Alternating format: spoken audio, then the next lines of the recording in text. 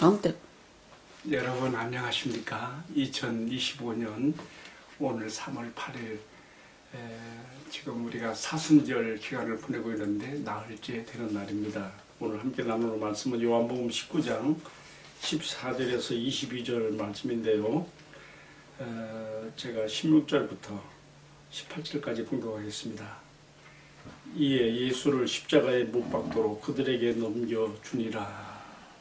그들이 예수를 맡음에 예수께서 자기의 십자가를 지시고 해골, 히브리 말로 골고다라는 곳에 나가시니 그들이 거기서 예수를 십자가에 못 박을새 다른 두 사람도 그와 함께 좌우편에 못 박으니 예수는 가운데 있더라. 방금 봉독에 올린 이 말씀을 중심으로 저는 시편 22편에 비춰본 예수님의 십자가라고 하는 제목으로 함께 은혜를 나누고자 합니다. 예수님께서 십자가에 처형되신 AD 30년경에 로마 제국이 이 제국의 안정과 평화를 유지하기 위해서 사용한 십자가 사형은 이미 보편적인 것으로 누구나 다 자세히 알고 있었습니다. 인간의 대접을 할 필요가 없는 최악의 사람들에게 가하는 십자가 사형 방법이었죠. 이 십자가 사형은 로마 제국이 제수에게 강한 사형 틀로서 양손은 가로막대기에 그리고 두 발은 세로막대기에 포개어서 약 20cm 이상의 쇠못을 박아서 거기 매달리게 함으로 사람이 이 온 체중이 이 포개어진 두 발에 걸리니까 허공 중에 매달린 채 거기 매달리니까 제대로 숨을 못 쉬는 거죠. 이 갈비뼈 횡격막에 수축과 이완을 통해서 사람이 숨쉬기를 자유롭게 하게 되는 것인데 생각해 보세요. 두 발이 포개어진 그 십자가에 못 박힌 그곳에 체중이 걸리니까 횡격막이 제대로 작동을 못하는 것이죠. 숨쉬기가 아주 곤란해지면서 양손과 양발에서 피를 흘리며 서서히 죽어가는 최악의 고통을 맛보는 것이죠. 보통 사람들은 약 24시간, 건정한 사람들은 48시간 동안도 죽지 않는다고 하는 것이 이 십자가의 고통인 무서운 악행입니다. 예수님 자신도 이 십자가형을 잘 알고 있었습니다. 그래서 제자들에게도 자신이 어떻게 죽을 것을 말씀 여러 번 했지요. 내가 대제사장들과 장로들에게 의해서 내가 이방인의 손에 넘겨져 십자가에 달려 죽게 될 것이라고 하는 것을 말씀하시면서 그러나 사흘 만에 다시 살아나리라 하는 그 말씀도 애고하셨지요. 어쨌든 예수님 당시에 이 십자가형은 로마의 제국 식민지 사람들이라면 누구나 다 알고 있는 최고의 악형이었습니다. 최고 대표적인 그 십자가형이 뭐냐면요. 예수님도 아는 사건이에요. 예수님보다 약 두세대 전에 BC 약 75년경에 로마의 그 노예 검투사 출신 스파르타쿠스가 반란을 일으키죠. 그 로마의 그 검투 그 경기에 나가면서 참 너무나 많은 그 고통을 받으면서 위협받으면서 같은 이 검투사들과 함께 반란을 일으켜서 나중에 그 화산 폭발하게 되는 비세우스 그 지대로 올라가 가지고 이 산적처럼 행세하면서 많은 막 반란군들이 막 동조하게 되죠. 그래서 나중에 로마 이 군대가 두 번이나 가서 이 스파르타쿠스 이 반란군들을 제압하려 해도 오히려 패배해요. 그만큼 막강한 세력이 된 것이지요.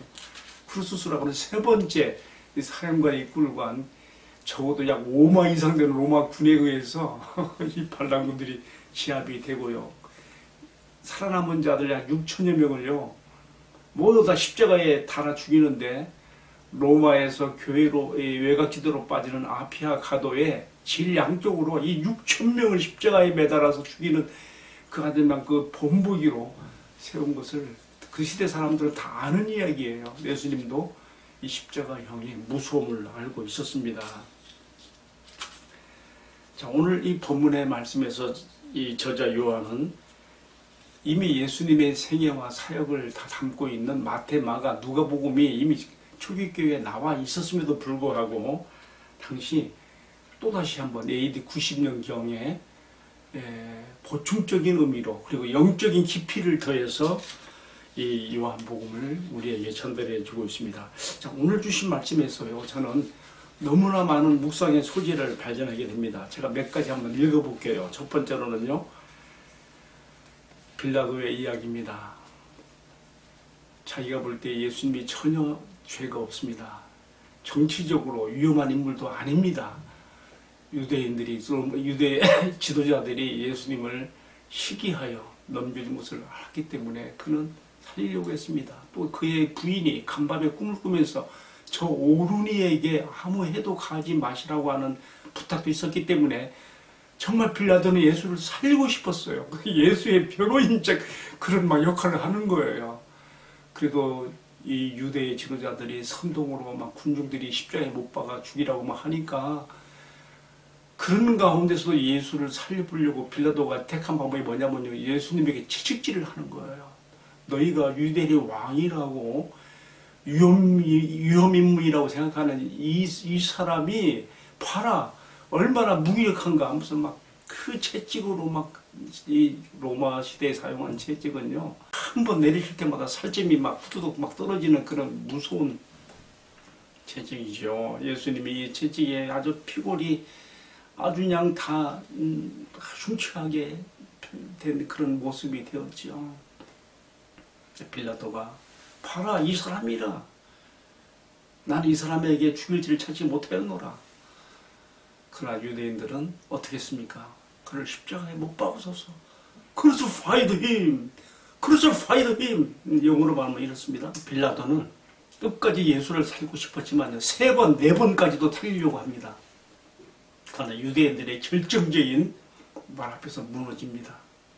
당신이, 우리에게는 가이사의 왕이 없는데 당신이 이 사람을 살리면 가이사의 충신이 아닙니다. 여기서 빌라도가 정신이 바짝 든 거예요.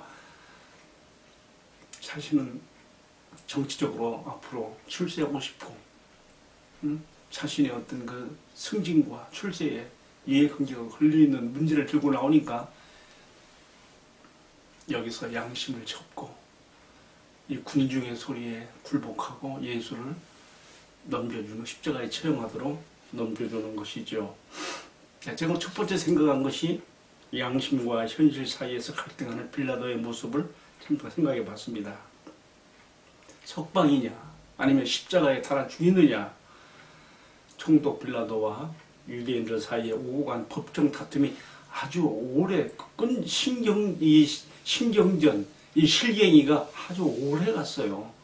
새벽에 이 빌라도 법정에 들어섰는데 십자가에 달리는 시간이 12시인 거 보면요, 오전 내내 막 실갱이가 막 있었던 거라고 우리가 추측해 볼 수가 있는 거 아니겠습니까? 두 번째 생각하는 것은 오늘 제가 제일 관심을 가지고 있는 말씀인데요, 그들이 예수를 맡음에 19장 17절에 나옵니다.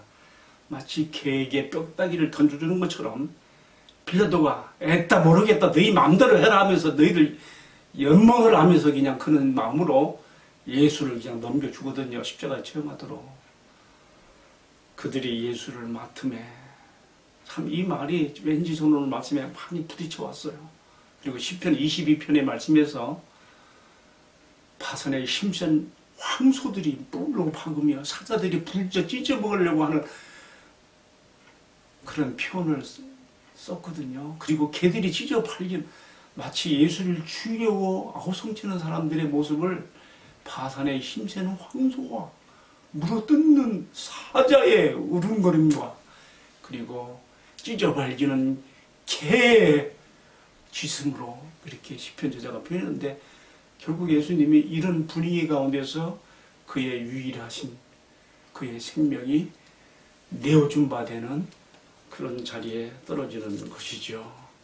자, 그래서 이제 제가 생각하는 세 번째 구절 말씀은요, 예수께서 자기 십자가를 지시고 이제 골고다로 올라가신 것이죠. 19장 17절 말씀입니다. 본래 십자가라고 하는 것은요, 제수가 수감되어 있는 동안에 자기가 매달린 십자가를 자기 손으로 만들었다 그래요. 왜냐하면 체형이 다 틀리기 때문에. 그러나 예수님은 새벽에 빌라도의 법정에 고소되어져서 그날 12시경에 십자가에 처형되기 때문에 직접 처분을 받은 거기 때문에 십자가를 만들 틈이 없지요. 시간이 안 되는 거지요. 그래서 마침 예수님 빌라도가 제시했죠. 명절이기 때문에 한 명 제수를 풀어주는데 바라바냐 아니면 너희 왕 예수냐 했을 때 사람들이 바라바를 택했잖아요. 바라바가 만들어 놓은 십자가 있었던 거 봐요. 바라바는 아주 막 건장한 열심당원, 열렬당원 투사로서 그런 이제 사람을 죽인 채로 사표가 있었는데 그 사람이 석방되면서 그 사람이 만들어 놓은 십자가가 비어 있는 것이죠. 예수님이 자기 십자가를 졌다고 하는 것은 이 빌라도가 만들어 놓은 체형에 맞지 않는 무겁고 큰 십자가를 지고 가시게 된 것이라고 생각해 보게 됩니다. 자, 네 번째 예수님이 처형되시는 십자가 사형 집행 장소가 해골의 곳이라는 말로 표현되어 있습니다. 그것은 예루살렘 시가지가 잘 한눈에 내려다볼 수 있는 예루살렘 뒤쪽 산이에요. 우리가 굳이 성경적으로 기온을 따져본다면 2000년 전, 정확히 말하면 1950년 전이라 할까요? 아브라함이 자기 독자 이삭을 제단에 그것을 번제한 화목을 등에 메고 올라가게 했던 그 모리아 산인 것이죠. 다 이게 지금 성경신학적으로 이게 다 이게 맥이 다 지고 있어요. 예수님이 자기 십자가를 지고 올라가신 거 하나님께서 아들에게 십자가를 지고 올라가게 하시고 이미 이삭과 아브라함을 통해서 이미 다 하나의 타입할라지 예표로서 보여줬던 것이죠. 근데 그곳의 이름이 해골의 곳이라 그러는데 이 이름이 아람어로는요 굴쿠타, 그것을 당시 만국의 언어였던 헬라어로 하면 바로 이것이 골고다가 되는 거고요. 이것을 당시 로마가 사용한 라틴어로 이게 표현하면요 칼바리아라는 읽히는데 영어로 이것이 갈보리 이렇게 되는 것이죠. 그러니까 갈보리란 말은 로마 라틴어에서 파생돼 나온 영어의 표기구나. 우리가 그렇게 이해를 할 필요가 있고요. 골고다라 했을 때에는 이것이 방금 제가 설명한 것처럼 아람어의 쿨쿠타에 파생된 헬라어로서의 골고다 이렇게 이해하면 좋겠습니다. 제가 좀 설명이 길었는데요.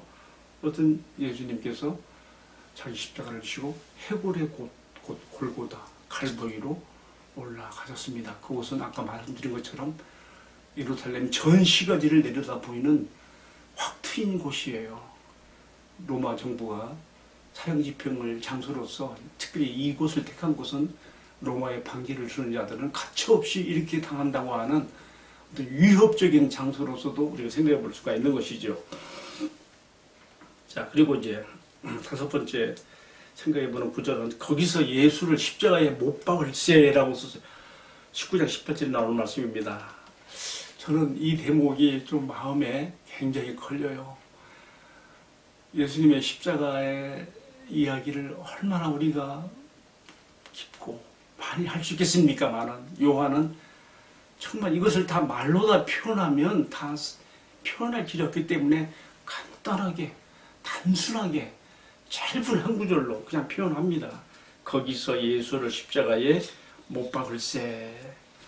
그러나 여러분 생각해 보십시다. 창세기 3장 15절부터 시작해서 바로 그때부터 하나님께서 자기 독생자를 이 세상의 구원자로 보내는 이 구속사의 흐름, 구속사의 강이 바로 이 장면에 와서 굽이치고 솟구치며 또 소리를 지르며 요동치는 바로 구속사의 강의 최절정의 장면이라고 생각을 해보게 됩니다.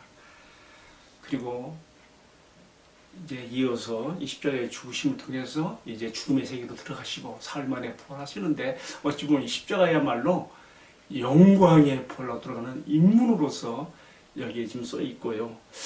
아까도 말씀드린 것처럼 요한이 간단하게만 거기서 예수를 십자가에 못 박을세로만 표현했다는 거 우리가 또 짚고 넘어갈 필요가 있습니다. 여섯 번째 생각해 보는 것은요. 다른 두 사람도 그와 함께 좌우편에 못 박으니 예수는 가운데 있더라고 하는 19장 18절의 말씀입니다. 일찍이 이사야 선지자는요, 그의 책 이사야 53장 12절에서 장차 올 순환의 종 그리스도께서 죽으실 죽음에 대한 성격을 말하면서 그가 행악자 중에 하나로 여기심을 받으리라. 행악자, 범죄자 중에 하나로 여기심을 받으리라 했는데, 예수님이 십자가에 달리실 때 그 좌우편에 두 범죄자, 행악자들과 함께 그 가운데에서 죽으신 것은 그가 이사야 선지자의 예언대로 행악자 중에 하나로 여김을 받으리라고 하는 그 말씀이 이렇게 성취되었다는 것을 생각해 볼 수 있습니다. 자, 7번째입니다. 빌라도가 십자가 위에 명패를 달았는데 거기에 로마와 히브리어와 헬라어로 세 언어로 썼어요. 나사렛 예수 유대인의 왕이라. 19장 19절의 말씀입니다. 빌라도는 비록 자신의 출세와 정치적 입지를 고려해서 자기 양심의 소리를 꺾고 유대인들의 아우성에 굴복했지만은 예수 십자가에 써붙인 명패에는 그나마 자기 양심의 소리를 붙였습니다. 구겨진 자존심을 조금이나마 보상받고자 한 것 같은데요. 그러나 하나님께서는요, 빌라도의 이러한 마음 심리까지도 이용하셔서 당시 세상의 전부였던 유대와 또 헬라와 로마의 전 세계에 이 세 언어로 나사렛 예수 유대인의 왕이라 하는 말을 쓰게 한 것입니다. 이것은 앞선 말씀 18장 37절에 의하면 예수님이 그랬잖아요. 네가 왕이냐 했을 때, 빌라도가 물을 때 내가 이를 위해서 세상에 왔고 진리에 속한 자들은 내 말을 알아듣느니라 했을 때, 예수님은 유대인의 왕뿐만 아니라 또한 세상의 왕이시며 진리의 왕으로 오신 것을 이 명패를 통해서 빌라도가 쓴 겁니다. 자기가 비록 양심의 소리를 접고 군중들의 그 아우성에 황소와같고 들소와같고 사자같이 부르짖으며 개처럼 찢어 발리려고 하는 이 성난 군중의 소리에 굴복해서 비록 예수를 내줬지만은 그는 예수에 대해서 이렇게 쓰고 싶었던 거예요. 그래서 유대인들이 자칭 유대인의 왕이라고 써주시라고 했을 때 빌라도 내가 쓸 것을 썼다 이렇게 함으로써 무언 중에 하나님의 또한 섭리가 이렇게 나타나는 것을 볼 수가 있습니다. 자, 여러분, 제가 여기까지 간단하게 구절구절 설명했는데요. 오늘 말씀 다 설명하려면 참 끝이 없습니다. 저는 앞에 설명한 제목으로 걸었던 것처럼 시편 22편에 비춰본 요한복음 19장의 십자가의 예수를 한번 생각해 보는 것입니다. 방금 제가 드린 말씀처럼 빌라도는 유대인들의 그 아우성 같은 그 힘센 황소와 사자의 부르짐 같은 그들의 우겨쌈 속에서 양심을 접고 예수를 십자가에 못 박도 내어줬는데요. 성경 시편 22편은 이처럼 예수를 죽이지 못해서 악에 받쳐 혈안이 되어 있는 그 사람들에 대한 표현을 이렇게 이미 썼단 말이에요. 시편 20편 12절에 많은 황소가 나를 에워싸며 파산의 힘센 소들이 나를 둘러쌌으며, 또 20편 13절에는요 내게 그 입을 벌림이 찢으며 부르짖는 사자와 같고 예수를 십자가에 못 박으라고 그래서 find him이라고 외치는 그 성난 군중들을 이렇게 미리 표현했던 것이죠. 그리고 20편 16절에 보면은 시편 20편 16절입니다. 개들이 나를 에워싸며 악한 무리가 나를 둘러 내 수족을 찔렀나이다. 예수님의 십자가에 처형당하시는 그 과정에서의 그 모습이 어땠는지를 이미 시편 22편에서 이렇게 다 표현을 하였습니다. 시편 20편 21절은 그래서 내 유일한 것 생명을 개 세력에서 건지시옵소서 이렇게 기도로 끝나고 있는데요. 자, 오늘 말씀을 정리하겠습니다.